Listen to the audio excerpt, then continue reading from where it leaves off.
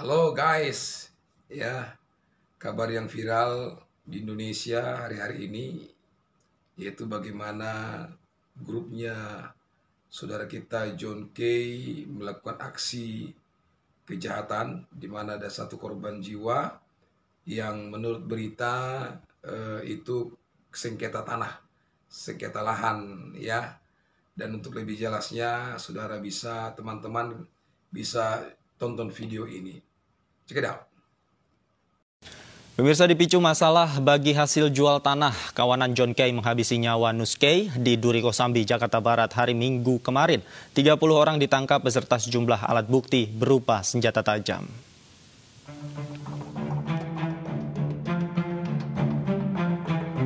Lagi-lagi, John Kay dan kawanannya berulah hingga memakan korban jiwa. 30 orang ditangkap dalam penyerangan dan pembunuhan yang terjadi di Jakarta Barat dan Tangerang pada hari Minggu kemarin. Penyerangan serta pembunuhan terhadap korban bernama Nus Kay dipicu karena ketidakpuasan bagi hasil penjualan tanah. Motif ini adalah sesama, sebenarnya masih bisa dikatakan mereka ini masih keluarga, antara John Kay dengan Nus Kay. Ini dilandasi ataupun berdasarkan permasalahan pribadi, ya, permasalahan pribadi antara saudara John Kay dengan Nus Kay, ya, terkait adanya ketidakpuasan dalam hal ini pembagian uang hasil penjualan tanah. Sebelumnya, kelompok John Kay memaksa masuk ke salah satu rumah warga di klaster Australia perumahan Green Lake City, Tangerang, Banten, Minggu siang. Kawanan John Kay ini merusak rumah dengan memecahkan kaca. Mereka awalnya menerobos masuk ke dalam perumahan warga dan menodongkan pistol kepada petugas keamanan. Gerombolan John Kay yang ingin keluar perumahan kemudian dihadang petugas keamanan. Namun gerombolan ini justru menabrak petugas sehingga 2 petugas terluka.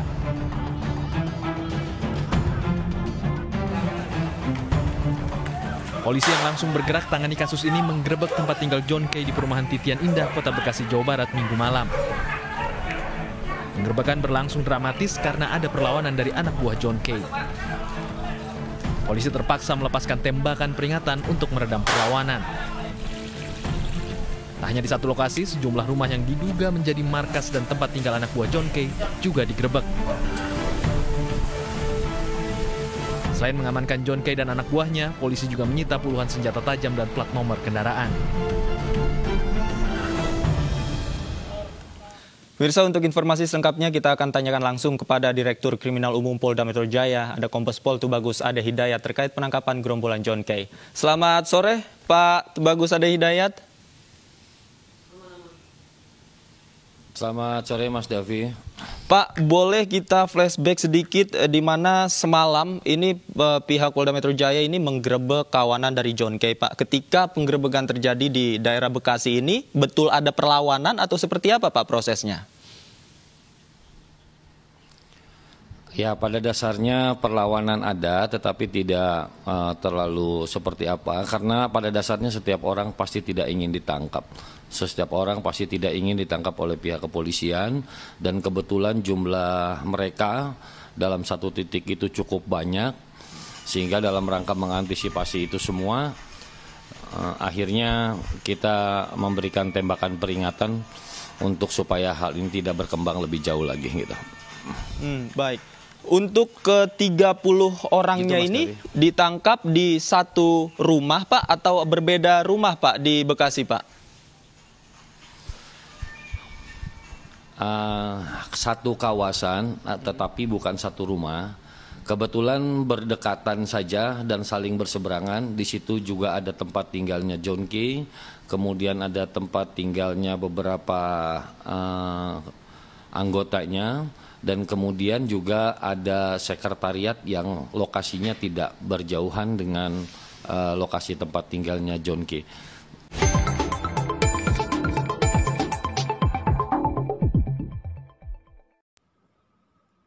Nah, itu sedikit cerita dan juga saksi-saksi mata yang sudah dikumpulkan oleh pihak yang berwenang, pihak yang berwajib.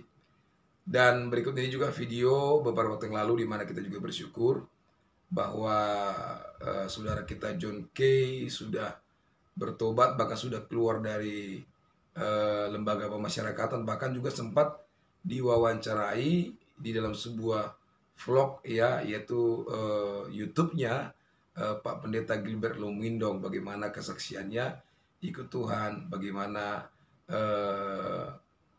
pertobatannya di penjara. Dan waktu kita juga menontonnya, kita punya harapan yang besar supaya beliau menjadi berkat, ya Pak John Kay menjadi berkat kepada semua orang dengan kesaksian-kesaksiannya, dan tidak melakukan hal yang tidak berkenan di hadapan Tuhan, bahkan yang bertentangan dengan hukum di negara kita. Nah, ini sedikit cuplikan wawancara Pak John Kay dengan Pak Pendeta Gilbert beberapa waktu yang lalu, yang diposting oleh hambanya Pak Pendeta Gilbert di YouTube-nya. Check it out. Program Kamu Hebat. Amin, amin. Haleluya. Jadi program ini namanya Kamu Hebat. Kenapa? Karena sekarang antara suami dan istri aja kadang-kadang gampang sekali bilang, kamu bodoh gitu. Orang tua dan anak gampang sekali bilang, kamu bodoh gitu. Tetapi kalau Tuhan berkata, aku menyertai kamu, dan itu berarti Tuhan buat kita hebat. Nah, amin. Bung John, coba perkenalkan diri dulu sedikit, karena kalau banyak orang, apalagi di Jakarta, di Indonesia secara umum ya kan, kalau dengar John Kay, kayaknya saya pernah dengar ya. Gitu. Ya. Coba perkenalkan diri dulu sedikit. Nama saya John Refra, ya, nama yang populer John Kay. Saya lahir di desa Tutrean, Kecamatan Kay Besar, Maluku Tenggara. Lahir tanggal 10 September 1967. Nah, lalu keluar dari Ambon tahun berapa? Saya keluar dari Ambon tahun 86. Dari Elat naik kapal Niaga 14 tujuan ke Surabaya. Tujuan apa waktu itu? Mau menyanyi kah? Saya cuma ingin tahu, bahwa orang selalu bilang Jawa, ya saya cuma ingin tahu, mau tahu Jawa tuh gimana sih. Terus dari orang tua dapat oleh-oleh apa? Dapat pesan apa? Dapat saya dana berapa kah untuk saya waktu mau lari ke Surabaya itu, saya bohongin mama saya almarhum bahwa saya mau ke Dobo. Dobo dekat. Ya. Dan waktu saya izin ke mama sama papa bilang saya mau ke Dobo. Saya bilang ke Dobo itu mama berat untuk mau lepaskan saya. Cuma ke Dobo itu? Ya cuma ke Dobo, tapi dalam hati saya ini bukan Dobo langsung. Dia bikin, anak kamu cari mutiara ke apa? Di Dobo banyak mutiara tuh. Langsung mama tanya, berapa lama kamu ke Dobo? Ya paling lama 1 bulan lah. Saya balik lagi. Nah, akhirnya mama antar sampai ke ujung kampung. Udah, saya di Elat, kapal dari Tual masuk ke Elat. Elat ini kan ibu kota kecamatan, Kay Besar. Udah langsung saya naik kapal tanpa bawa. Waktu itu mama papa kasih saya duit 5.000 dari kampung. Saya ke kecamatan Elat, itu urus KTP, dan kapal 1 minggu baru masuk. Uang habis. Setelah uang habis kapal masuk. Akhirnya saya modal nekat aja. Naik kapal. Jadi nggak beli tiket, nggak beli tiket, nggak ada satu perak pun nggak ada di kantong. Pokoknya harus sampai ke Surabaya. Ya kapal tiba langsung saya modal dekat naik aja. Lalu bikin apa di Surabaya waktu itu? Ya di Surabaya sempat tinggal sama keluarga juga, tapi nggak cocok, ada keluar dari keluarga, tidak tidur di emperan jalan sama saya sama saudara sepupu di Kiresmol. Berdua tidur di emperan jalan. Ya ada sekitar berapa hari kemudian baru kita ditampung di keluarga Supamela. Nah, keluarga ini sampai sekarang masih berhubungan dekat seperti keluarga sendiri. Nah, terus apa yang bawa Bung sampai ke Jakarta? Nah, pernah ada kejadian di Surabaya ribut. Akhirnya pas selesai ribut, saya ambil satu keputusan, saya bisa ke Jakarta.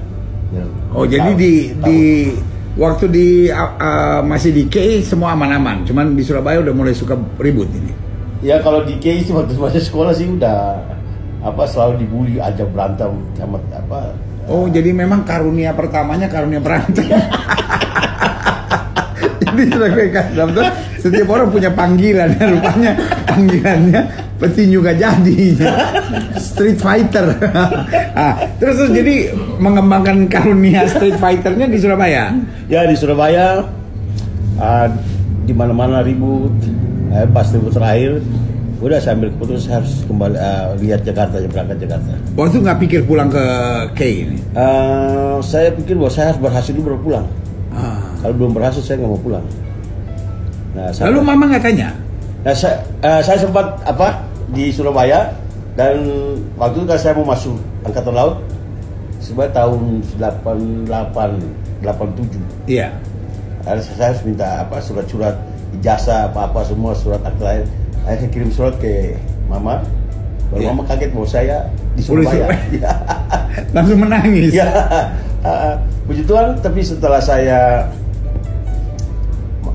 tes Angkatan Laut gugur. Gugur karena bukan apa-apa ya. Lagi tes karena ada yang Ambon hitam muda, langsung main pukul aja. Langsung pembina suruh bawa pulang berkas. Jadi belum daftar, baru daftar langsung suruh pulang.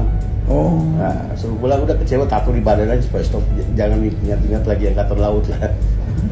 Nah, setelah di Surabaya 86, 87, 88, saya hijrah ke Jakarta. Nah, hijrah ke Jakarta. Ya, jadi nggak ada kenal orang lagi di Jakarta? Belum kenal, waktu itu cuma tahu alamat bahwa ada saudara yang tinggal di Berlan. Nah, yang lucunya saya cuma tahu Berlan, tapi Berlan itu ada kesetaraan 1 sampai 12. Nah, kebetulan ada saudara saya yang masih hubungan famili, dia pramugara Garuda. Oh, waktu itu hebat ini ya, pramugara. Dia pernah ke Surabaya dan ketemu saya, dan saya tanya dia, Bung, di Jakarta di mana? Di Berlan. Saya nggak tanya mungkin itu kesetaraan berapa. Iya. Nah, yang ada di otak saya cuma Berlan. Nah, saudara orang Ambon di Berlan. Iya. Padahal Berlan besar dan banyak Ambon. Iya. Dia oke, dia orang oke. Ya. Oh, orang oke. Bung Tony Rahapau. Oke. Akhirnya saya tanya, kalau ke Jakarta naik kereta turun di mana? Dia kalau naik kereta turun di Jatinegara. Habis itu naik bajai ke Berlan. Oke. Nah, yang ada di jalan saya udah naik kereta aja. Naik kereta waktu itu kereta Jayabaya. Oh, dari Surabaya ini? Iya, dari Surabaya. Oh, iya. 7.500. Itu pas lagi tiket pas 7.500, nggak ada lebih, nggak kurang. Akhirnya makan di kereta itu makan tembak aja, makan koboi.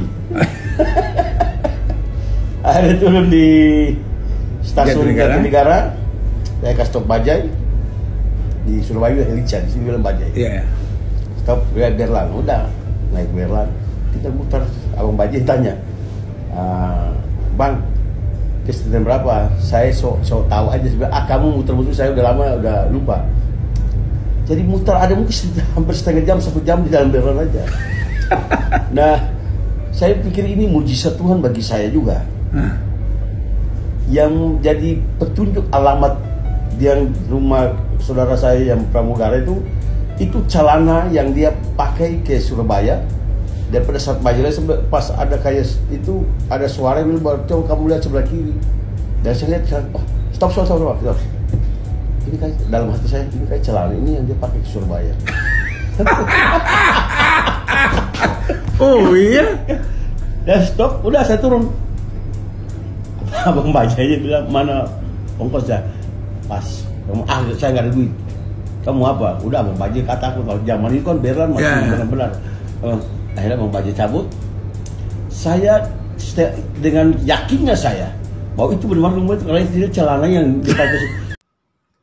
Ya, itu tadi bagaimana kesaksian, ya, cerita pertobatan daripada John Kay yang boleh disaksikan kepada hambanya Pak Pendeta Gilbert Lumuindong.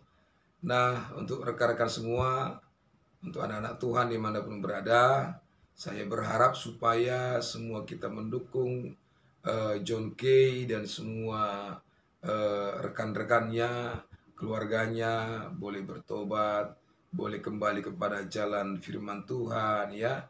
Karena Yesus telah mati bagi mereka, Yesus telah mati bagi kita, dan Tuhan pasti mengampuni segala kesalahan dan dosa kita. Jika kita mengaku dosa kita, maka Tuhan katakan ia setia dan adil.